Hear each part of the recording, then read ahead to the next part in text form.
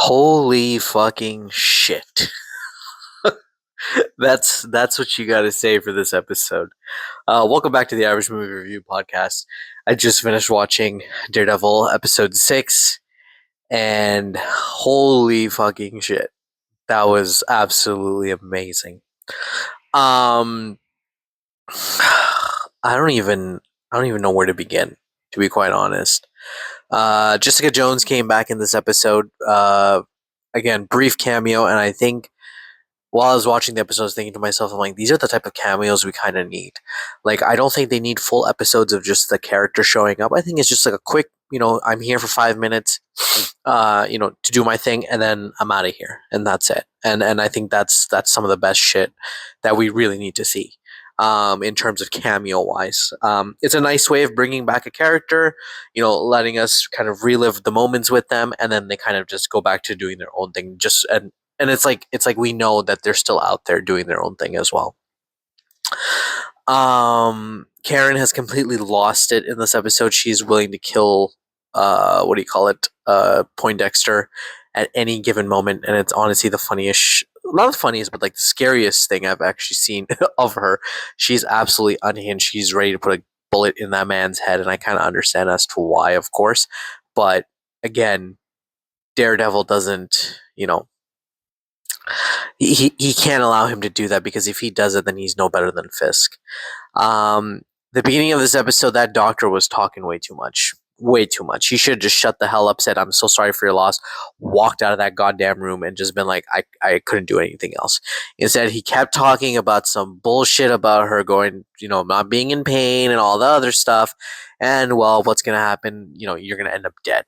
So, and that's exactly what happened. So you kind of deserve that. And no offense, like you deserve to die on that point, because you talk too much. You're talking to a man you full well know is a psychopath. So you're the fucking idiot for that. I'm sorry. I have no sympathy for that guy.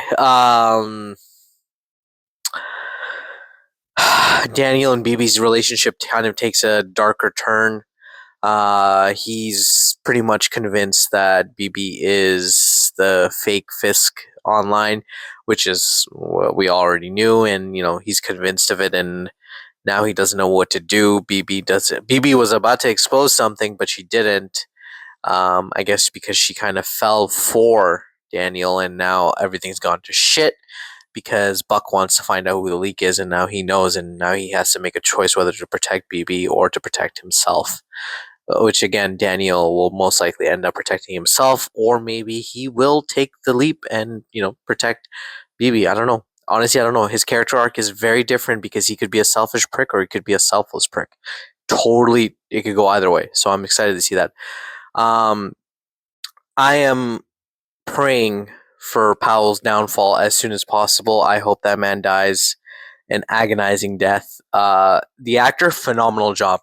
Absolutely phenomenal job. I don't think I've hated a character as much as Powell in a very long time. So acting wise, phenomenal job. But that character, I hate that man. That man needs to get the fuck out of here. He's got to go. Fisk's whole thing kind of falling apart was coming, right? And we get to see that at the end. But before we talk about that whole epic fight scene, I also wanted to mention Heather. Heather's been pissing me off too. Her shit, like, she's crying as if she lost a sister. Girl, you only knew her for like 2 minutes, like 10 minutes tops. That's it. Like, they were moving as if like Heather and Vanessa were like childhood best friends.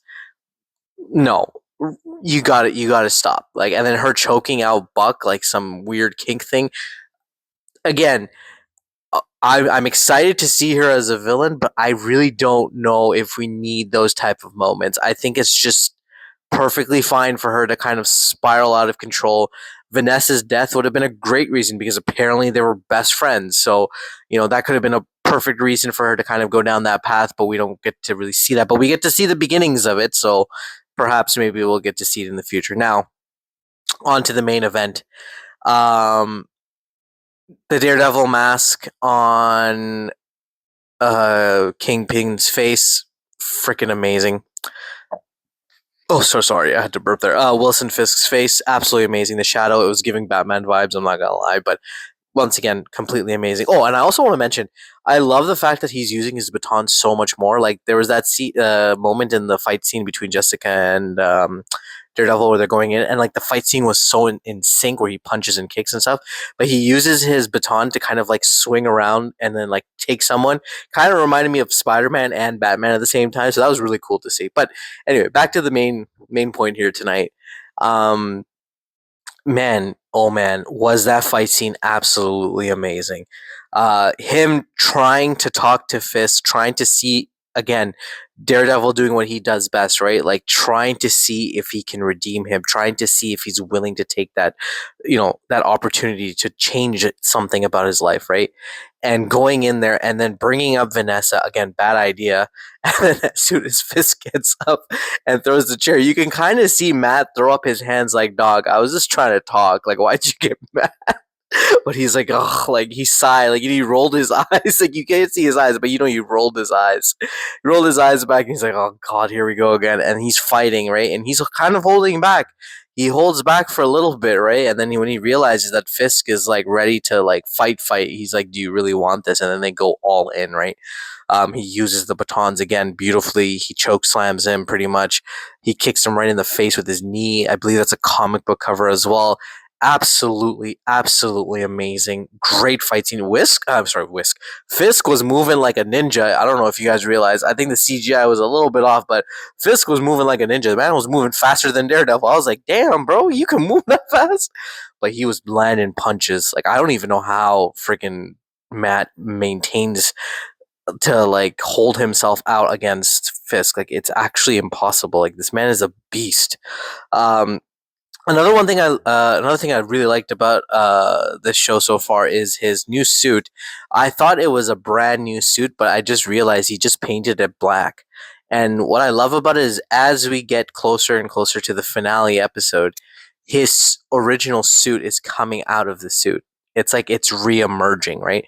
So this version of the Daredevil is slowly going in. We're gonna go back to the original red version. So I think that's a really cool moment. I think that's a really cool little touch that they've added on to show that he's kind of like coming out of his shell. But we'll see where it goes from there.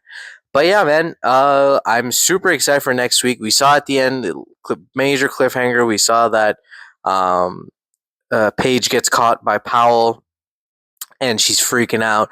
So I don't know how that's gonna end, but I really hope it ends well in the sense that she survives, because if she dies, I don't know what the hell. Like, it would be an eye for an eye, and it'd be a very, very interesting choice on the director's part and on the creative team part.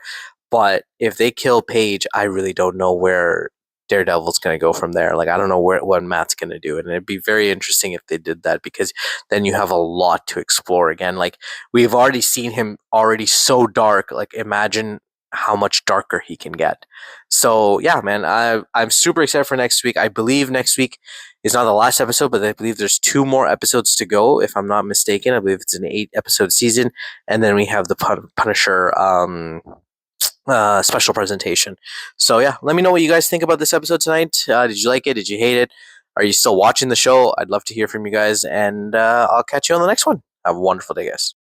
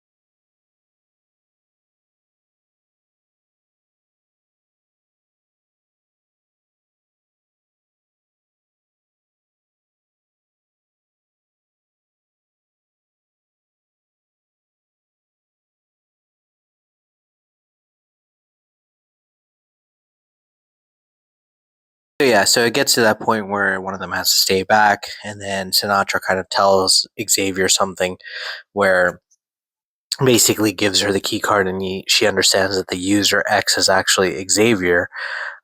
She tells her son as well that she's going to see him soon, which is kind of weird because that's not really her son. Her son's dead, but yeah.